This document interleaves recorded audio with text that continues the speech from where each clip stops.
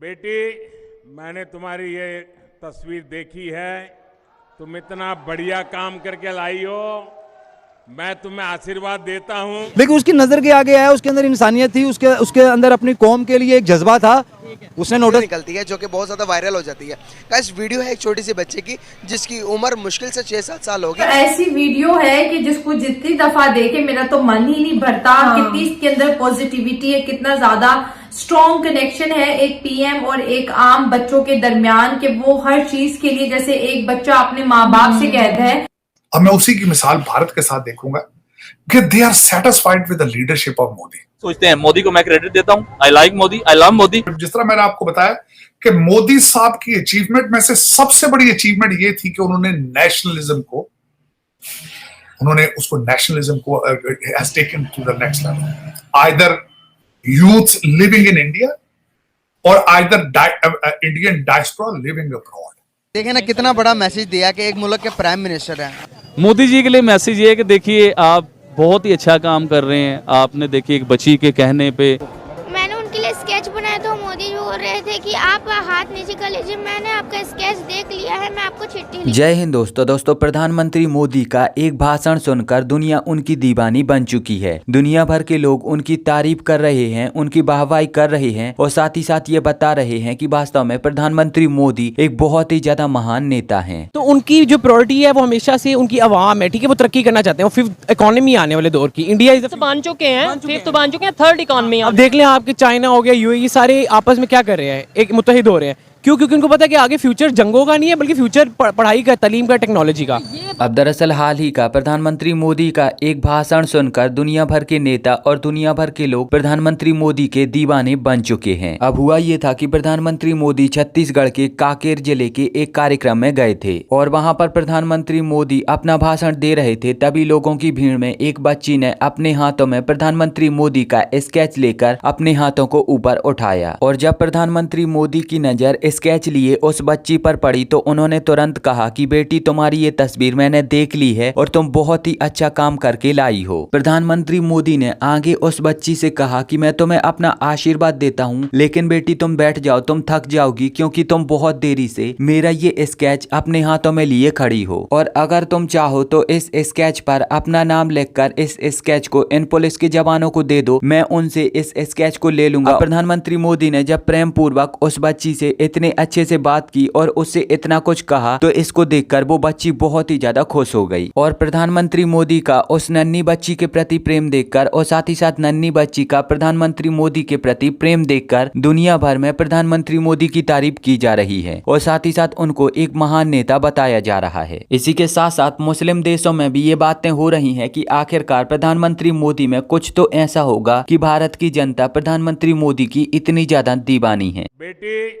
मैंने तुम्हारी ये तस्वीर देखी है। तुम इतना बढ़िया काम करके लाई हो। मैं तुम्हें आशीर्वाद देता हूं, लेकिन बेटी थक जाओगी, तुम कब से खड़ी हो। ये पुलिस के जवानों से मैं कहता हूं, वो तस्वीर बेटी देना चाहती हो तो ले लीजिए और मुझे जरूर पहुंच जाएगी। हाँ, थैंक यू बेटा, थैंक यू। बहुत बढ़िया काम किया तुमने और तुम्हारा पता उसमें लिख देना, मैं जरूर तुझे चिट्ठी लिखूंगा। उनकी पोजीशनिंग है, उनकी पर कैपिटा इनकम है भारतीय डायस्पोरा की यहाँ पे, और वो टोटल सारा जिस तरह मैंने आपको बताया कि मोदी साहब की अचीवमेंट में से सबसे बड़ी अचीवमेंट ये थी कि उन्होंने नेशनलिज्म को has taken to the next level. Either youth living in India और either Indian diaspora living abroad. अब मैं उसकी छोटी सी मिसाल लेता हूं। एक क्वेश्चन दिया गया, यहां पे मैं कई दफा बात करता रहता हूं लोगों से, टैक्स पेयर्स के साथ। लोगों को अमेरिका के अंदर अब टैक्स देने से तकलीफ होती है क्योंकि उनको नजर आता है हमारा टैक्स किसी अच्छी जगह पे नहीं जाता, उसका मसरफ जो है वो ठीक नहीं है, करप्शन। लेकिन जब मैं स्कैंडिनेवियन कंट्रीज के लोगों को देखता हूं तो वो कहते हैं कि हम टैक्स दे के खुश होते हैं क्योंकि हमें पता लगता है कि टैक्स अच्छी जगह पे जा रहा है। अब मैं उसी की मिसाल भारत के साथ देखूंगा कि they are satisfied with the leadership of Modi. That is number one thing. और फिर उसका मुजाहरा जो है वो इकट्ठे होकर करते हैं। यहाँ पे वो जो सीईओज के साथ उनकी मुलाकात हुई, उसमें से मेजॉरिटी तो भारत ही नहीं जानते। अब उसके बाद जो इस वक्त मैं जो मेरा पर्सनल एनालिसिस है, आप कह रहे थे कि डिविडेंड, वाकई डिविडेंड तो उसके शुरू होंगे। मोदी जी का पहली मीटिंग जब उनकी शुरू हुई न्यूयॉर्क से, जो पहला वॉशिंगटन डीसी में आए थे, तो वो it was related to the labour और रिलेटेड टू द टेक्नोलॉजी, और एक टर्मिनोलॉजी उन्होंने यूज की थी कि will build the pipeline of intellect. हम अमेरिका के पास टेक्नोलॉजी है, हमारे पास यूथ है, तो हम दोनों चीजों को जब इकट्ठा करेंगे, that is what our partnership is about, और उसी की आप बात कर रहे हैं। इस वक्त जो सबसे ज्यादा बड़ा कंसर्न है कि अगर कल को ताइवान के अंदर अमेरिका जो है इंटरफेयर करता है, वहां पे जंग शुरू होती है, तो सेमी कंडक्टर का इशू बनेगा पूरी दुनिया के अंदर। उसको सॉल्व किस तरह किया जाएगा, वो सारे का सारा वो भारत के अंदर इसकी मैन्युफैक्चरिंग शुरू करना चाहिए। और उसके बाद आपने जिस तरह बात की है कि नेवल की, आप मुझे ये बताएं, पूरी दुनिया में सिर्फ 4 जगह ऐसी हैं जिनके पास जेट इंजन बनाने की सलाहियत है, और मेरा ख्याल उनमें अब भारत भी शामिल होने वाला है। दूसरी एक बात मैं जो है एक नया एंगल आपको यहाँ बताना चाहता हूं, एक नई चीज शुरू हुई है, वो ये है कि भारत ने बहुत ज्यादा अपने डिप्लोमेटिक मिशंस, नई एम्बेसियां खोली हैं, लेकिन आप ये सोचें वो कहाँ हैं, वो तो सारी अफ्रीका में। एक बच्चे की वो वहां पर बात सुनी जा रही है, तो यहाँ पर हमारे पॉलिटिशियन क्या कर रहे हैं? यहाँ पे तो सर अपने उल्लू सीधे कर रहे हैं मेरे ख्याल में सारे, हर कोई अपने चक्कर में ही पड़ा हुआ है। तो क्या समझते हैं कि आने वाले टाइम के अंदर अगर इसी तरह रहे तो कैसे हालात होंगे?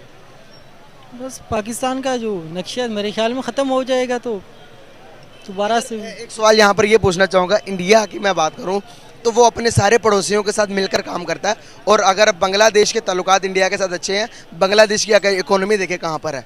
अगर अफगानिस्तान की बात करेंगे, अफगानिस्तान के अंदर इंडिया ने अपने बिलियन ऑफ डॉलर्स इन्वेस्टमेंट किए हुए हैं। क्या आपको नहीं लगता कि हर चीज़ भूलकर, मुसलमान तो बांग्लादेश के अंदर भी है, वो क्यों नहीं कश्मीर की बात करके उनके साथ जिद्दबाजियाँ लगाकर बैठ जाते? हम क्यों नहीं अपनी बातों को आगे बढ़ा पाते, रिलेशन को अच्छी तरह ठीक क्यों नहीं कर लेते? हम करने चाहिए नहीं करने चाहिए। और जहाँ तक आपने कश्मीर की बात की, मैं खुद कश्मीर से हूँ, तो कश्मीर के मसले पे जो पाकिस्तान है, ख़ासकर पाकिस्तान, ये बहुत ज़्यादा ढीला है, क्योंकि पाकिस्तान के जो कह रहे हैं उस तस्वाब राय से काम लेना चाहिए। पाकिस्तान ने उस वक्त तक ये काम कोई नहीं किया जब इंडिया के मकबूजा कश्मीर के अंदर में, मकबूजा तो नहीं है, जो इंडिया के कब्ज़े में है, उसके अंदर जब 10% जो हिंदू थे तब वो थे। अब तो उन्हें अपने आइन की पामाली कर ली है, उसमें तकरीबन 47% हिंदू आ गए। तो अब क्या ये उस तस्वाब राय करवाएंगे? तो ये कहते हैं कि हम आज़ाद कश्मीर हमारी शहर रह गया, तो ना मैं उसको आज़ाद कश्मीर समझता हूँ कि वो आज़ाद कश्मीर है जहाँ पे हम रहते हैं, वो पाकिस्तान के कब्ज़े में और दूसरा इंडिया के कब्ज़े में है। फिर इनके कुछ हालात, मेरे ख्याल में इंडिया जो है वो कश्मीर के साथ अच्छा सलूक कर रहा है, तो हम ये नहीं कहेंगे कि हम कश्मीर आज़ाद करवाएंगे, क्योंकि वो पेट्रोल 47 या 52 ले रहे हैं और हम यहाँ पे 282 ले रहे हैं, और हम उनसे गालियाँ नहीं खाना चाहेंगे यहाँ पे लाके। ज़बरदस्त गाइस, ये कश्मीरी की स्टेटमेंट थी, अब लोग के सामने है। तो मुझे पता नहीं था कि आप कश्मीरी हो। कश्मीर कौन सी जगह से हो? मैं डिस्ट्रिक्ट बाग से हूँ। अच्छा, बाग से हैं। मैं खुद कश्मीर विजिट करके आया हूँ, LOC पॉइंट तक गया हूँ, उससे आगे शारदा तक गया हूँ, मैं शारदा से आगे केल भी गया हूँ, केल भी विजिट करके आया हूँ। अभी सारी कवरेज की है, मैं आपको चैनल बताऊँगा, आप विजिट कर लेना। लेकिन कश्मीरी लोग चाहते क्या हैं बेसिकली, कश्मीरी लोगों का मुकफ़फ़ क्या है? अगर मैं बात करूँ इंडिया के कश्मीर की, जहाँ पर जिसे हम श्रीनगर कहते हैं, श्रीनगर के अंदर जो कि दुबई की कंपनी एक बहुत बड़ी इन्वेस्टमेंट करने जा रही है, सबसे बड़ा मॉल बनाने जा रही है। क्या लगता है कि पाकिस्तानी गवर्नमेंट आप लोगों को वो फैसिलिटीज़ दे रही है जो देनी चाहिए? यार वो तो बहुत बड़ी इन्वेस्टमेंट है। पाकिस्तानी गवर्नमेंट ने हमारे पास रेलवे स्टेशन तक नहीं दिया, हमारे पास रेल तक नहीं जाती, हमारे पास जो एयरपोर्ट है। खैर, अब उस नन्ही बच्ची की स्केच तस्वीर पर प्रधानमंत्री मोदी की जो प्रतिक्रिया रही है, तो इस पर आपकी क्या प्रतिक्रिया है, आप वो मुझे नीचे कमेंट में जरूर बताएं। और अगर आपको ये वीडियो अच्छी लगी है तो प्लीज इस चैनल को सब्सक्राइब करके बेल आइकन जरूर दबाएं। मिलेंगे एक नई वीडियो में, तब तक के लिए जय हिंद, वंदे मातरम।